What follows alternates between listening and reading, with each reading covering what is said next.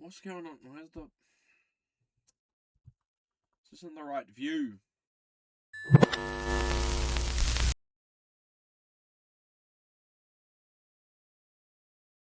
Where's it? Hey, there we go. Hello, everybody. Welcome back.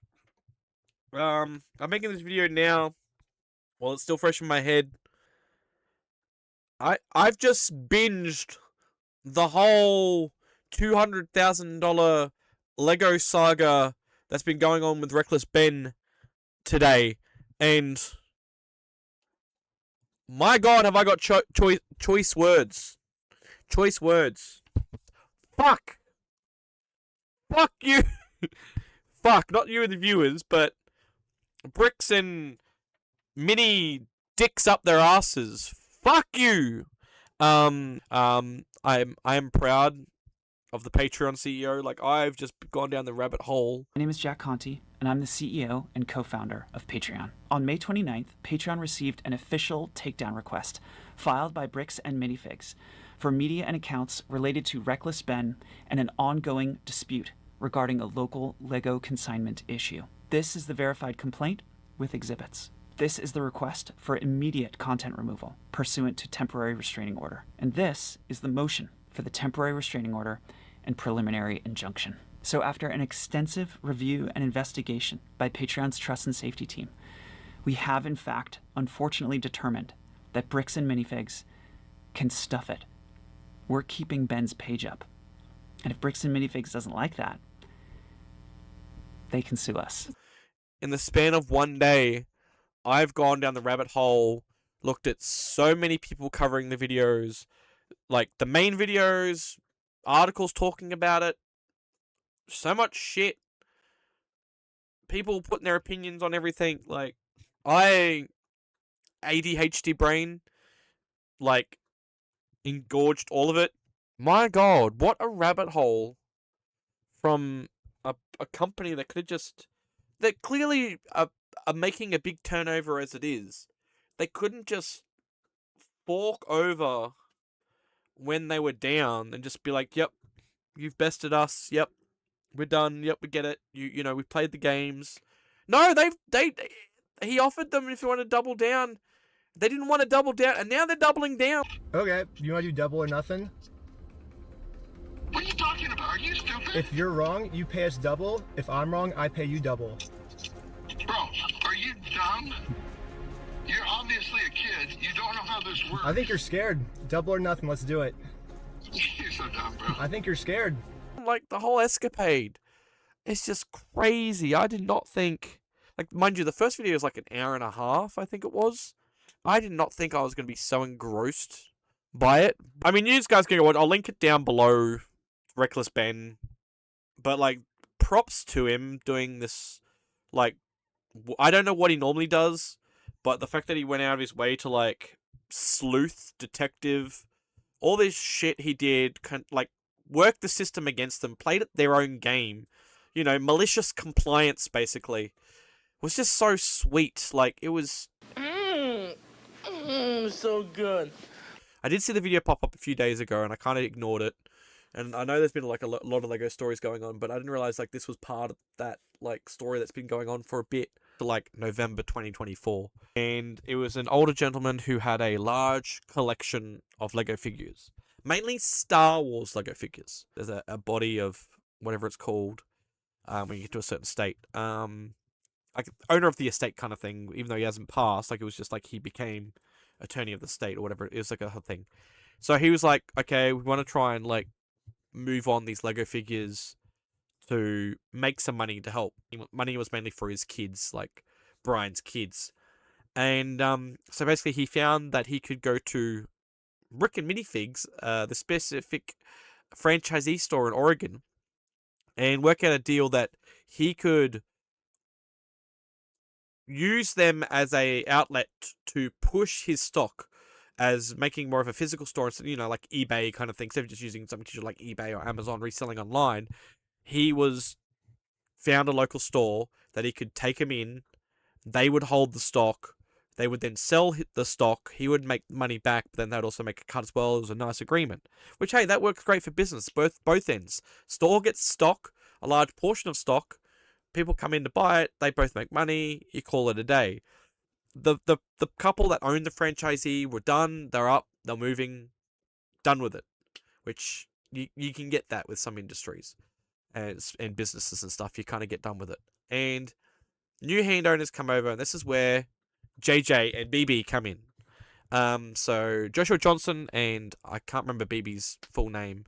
It's left me because just as much as he was in these videos, being the strong silent type.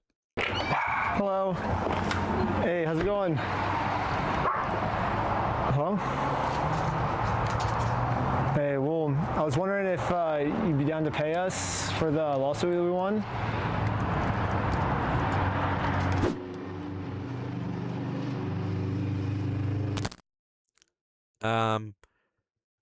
Brett or Brad, something, Brendan, I can't, forgetful. Brandon Best. Joshua Johnson is the main bad guy here. So we of course have Reckless Ben step into the story, and he's here to help Brian. In that footage they sent us is Crystal asking him, how am I supposed to pay this guy? These are sets he has not been paid for. These are ones that he has not been paid his percentage yet. And if I don't have the tickets, I won't know how much I need to pay him. That's a business thing and not necessarily yours. He's taking on the business, he takes on all that consignment. His own corporation is sitting there on video saying they're going to take it. Whatever's owed in the sales of stock that has been sold that hasn't been reciprocated in prices. So that's basically happened. Ben's gone in straight away. They're like, we don't want none of this. Everything's just like blah, blah, blah. Get the fuck out. You know, cops call in. Cops trespass him. Like, you've seen the videos. You'll get just like this quick rundown. So there's a lot of back and forth. Yes, yep. They're working on plans. They've been working on a lot of things the whole time. So much stuff's happening. Then we move forwards that they work out, they get inside, they get someone from the inside, they recruit them, get down the dirt, and it's kind of funny because you see them pop up so many times in the video, like they know that they've been now rung in on this, and it's just kind of funny that they're still working there. Like I wonder how they felt, because now, when we get to later on down the story, I mean, they're now out of work, so... I couldn't believe it. Literally one day after we filed motion for default judgment, they permanently closed down the store. Basically they're like, yep. Got to a point, it's like, oh yeah. And they start bullshitting towards the end, being like, yeah. We'll give you the stuff. Yeah. We come to an agreement. That whole thing was just set up. It was just whole bullshit. Just spin the goat around several times and hope that you kind of like wean you down over time. Just keep saying, yeah, no, tomorrow, and just keep, you know, until one of yous give out. And they were clearly not ready to give out. But Ben was the same. Ben wasn't going to give out. So that started the whole rigmarole. People have weighed in and saying, you know, I'm sure there was like a lot of legal action and stuff that went on, because clearly a lot of shonky shit happened, and there's been so much back and forth and a lot of fuck-arounds that Brian's been through that he was already kind of well experienced, like he says in the thing. Like he'd gone through so much 9 months of nonsense and other... It's a long story. It wasn't until after that video, I was on a few like backwards and forwards. They watched a lot of reaction stuff and TSAs, and Brick and Minifigs were doubling down. Like they were doubling down hard. So after Ben had worked out the situation to sue them, Brick and Minifig response was just insane. Like they were so petty, so fucking petty. Like again, go check out the videos if you don't want to sit here and watch this. Go check out the whole saga. Like, it is entertaining and very eye-opening of an experience just to see what corrupt businessmen can be like and what the law enforcement can be like as well. Because it really hits the fan when the second episode comes around. So when the second part comes out, Ben is harassed so much by the police, it is not friggin' funny. Something like this shouldn't be allowed to happen. It's, you know, it's just as bad as, like, scalper behavior. Let alone these companies are big multi-million-dollar companies that are, again, partnering by selling brick-related merch, by calling themselves Bricks and Minifigs. Like, we know what Bricks and Minifigs are. It's Lego. So, like, the fact that they're sub-branding themselves with Lego to sell Lego merchandise, I feel like Lego needs to, like, again, step in and be like, you're tarnishing our name, fuck you guys, you're being revoked, and then where would they stand? Lego's like the main dealer in bricks, so they'd have to sell third-party bricks, and then the company's left with nothing because no one want to go through them to buy third-party bricks. Like, I'm sorry, but it's just bad. If you're gonna be like this and be so petty, and then be like, "Ha, you got me," when they're literally RB's playing the exact same hand you guys are playing, and you're like, "Touche," and you're not gonna even give up when you go, "Oh, yep, we see what you're doing. Yep, you done it. Just what we, you know." It's like, come on, like, fuck me. It just, oh, man, I'm done. I'm high on medication. ADHD is kicking in. I'm high on medication. Like I said, I've spent so much time watching those videos. It's goodbye.